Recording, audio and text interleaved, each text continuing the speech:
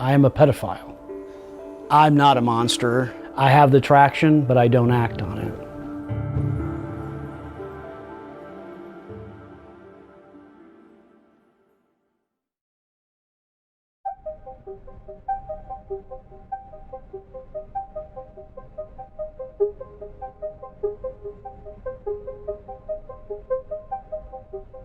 I am Todd Nickerson. I'm a non-offending pedophile. I have never ever sexually abused a child. I never will. I do not look at child porn. I never will. I obey the laws. I respect the laws. I respect society's position on this. I understand it and agree with it. I am part of one of the most hated groups of society. No question about it. We are the scapegoats du jour. If you look at history, there's always one minority that seems to be the one that everybody kind of persecutes, and I think we're it. I'm campaigning for better treatment of people like me. We're non-offending pedophiles. Not all pedophiles are child molesters, and not all child molesters are pedophiles. Pedophile is, strictly speaking, is just somebody who has the sexual attraction to children. They may act on it, they may not. Pedophiles come from all walks of life. We come from all sorts of economic backgrounds, different occupations, and we look like everybody else. There are a lot of teachers and people that, who do work with kids, but I think most of us just hold regular jobs. How would you say you manage to control your sexual urges? A lot of people think that if you're attracted to kids that you have some kind of unusual degree of urge to go out and attack kids, and it's not like that. Most people, when they see somebody they're attracted to, do they automatically think, oh, I want to jump on them and have sex with them? So it's the same with us. It's just, we just happen to be attracted to kids. What age groups are you attracted to? I would say it probably starts about 3 or 4 years old, and then goes up into early 20s, late teens, early 20s, and it kind of peaks at about 9, 10 years old.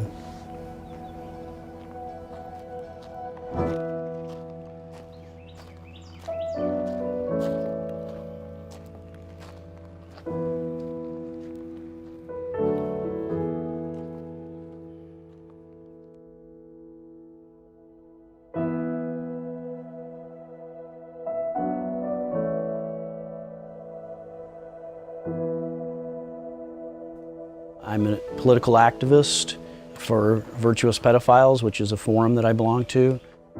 I'm out, talking to the media and things, and basically making the case for VirPed. The forum is devoted to helping pedophiles who do not want to offend. There are approximately a few thousand members.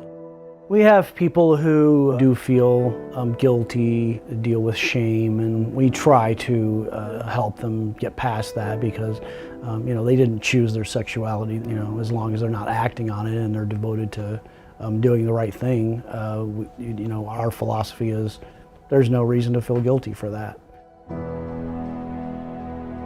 We can talk about books or movies or music or whatever, Basically, it's just a hangout spot, kind of an all-purpose forum for non-offending pedophiles. My goals are to educate the public and also to bring people who are struggling with this attraction to our forum so that we can help them, provide a circle of support for them. There's not a lot of people that are out and doing what I do. There's just a handful of us doing it.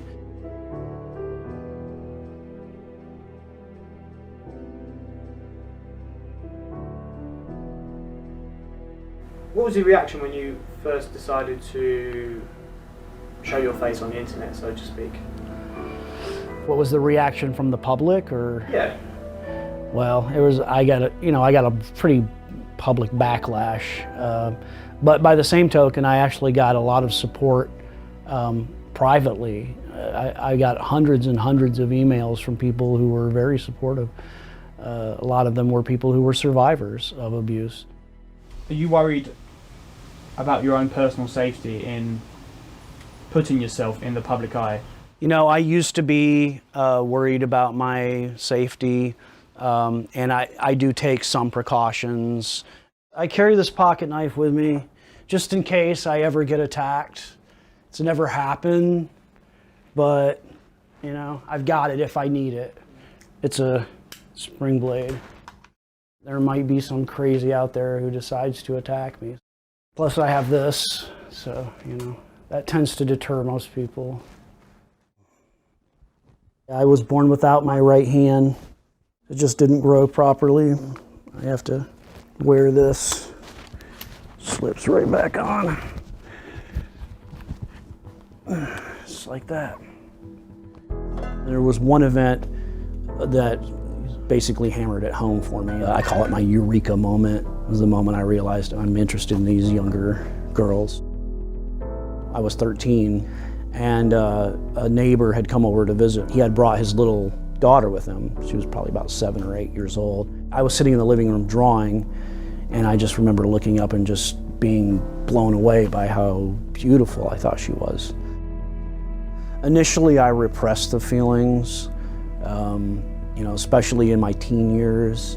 Because I was a regular at a church, I had asked God to take it away, and you know, I kind of felt like He had. Then as I started aging and realized that the age of the girls I was attracted to were staying the same, that's kind of when I realized, you know, this was going to be a problem. I went out with a girl when I was 20 years old, so she was 26. She was very petite, so she was my type physically, or I thought, you know, at the time. At this time, I still wasn't really that attracted to adults, but I thought, well, maybe I can make this work, you know. We dated for about 3 weeks. I kept putting sex off. Finally, I gave in. We tried it. It just didn't work. I went on a couple of dates after that with a couple of girls, but you know, it never really got past that first date stage, and it just, my heart wasn't in it. For all intents and purposes, I am a virgin. You know, I've never had full-blown sexual intercourse. It just hasn't happened. You had suffered abuse Yeah. as a child. Can you tell us about that? I came over to visit my grandmother. There was a guy that they didn't really know him that well. He was an acquaintance. And she asked me if I would take him outside to show my grandpa's garden. And he went out to the side of the garden and sat down on the ground and patted the ground, indicating he wanted me to sit by him. And so I did, and then he just basically touched me. So it was a one-time event. I wouldn't say that it was the only thing that led to my sexuality. I would say there was probably a lot of other things that led me in that direction. But yeah, I think it was probably a contributing factor. You know, I am a pretty reclusive person by nature. So I don't interact with the public that much anyway. You know, I don't go out of my way to be around children. If they're around me, then they're around me. You know, it happens. You can't completely cut yourself off. My niece, then my friend's daughter did that one. A friend's daughter did that one, and then a friend's daughter did that one. And they're okay with that? Yeah. They're fine? Yeah, because they know I am no danger to them. You know, I'm probably safer with me than they are with, like, you know, a lot of non-pedophiles. I have a pretty healthy imagination. I think it helps me to process my sexuality in healthy ways that don't involve any real children. You know, a lot of my fantasies actually revolve around kids who are more powerful than I am. Is, you know, this idea of super-powered kids, you know, who are able to consent, you know, because they're just super smart, or, you know, they could just crush me, you know, if I hurt them. My family recognizes that I'm doing something important, you know, that I'm kind of a pioneer, that I'm out here doing something that really needs to be done, and, you know, raising awareness and letting people know what people like me deal with and what we struggle with. I'm happier every day, and I feel like I have a purpose now. I am neither proud or nor ashamed of being a pedophile. At this point, I just accept it. It's who I am.